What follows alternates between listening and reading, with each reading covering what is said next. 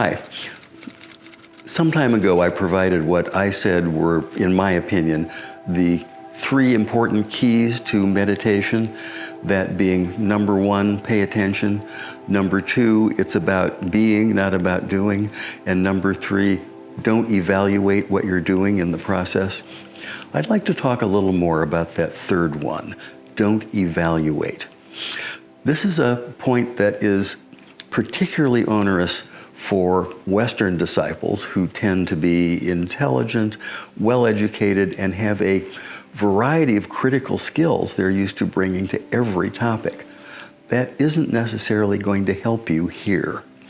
When I say don't evaluate, I mean don't evaluate in the process of meditating or invoking or praying. There's plenty of chance for that later. But this is difficult for people.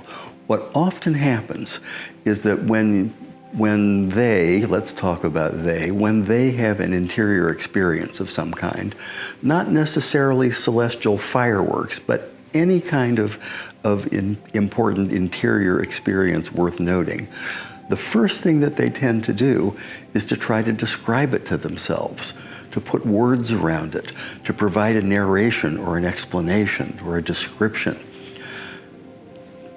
That's almost unavoidable, but in doing so, it's one step removed from the actual experience. Then what people tend to do is invest that description with the same truth value as the experience. That, of course, can't be done. Finally, and generally later, what people do is to find other words, frequently the words of some great teacher or saint or sage or scholar, to try to better capture the experience. And that yet makes them one step further removed from the experience they actually had. So very simply, let's go back to the basics here. Don't evaluate a meditation, an invocation, a prayer while you're doing it. Plenty of time to do that later, and that's all right.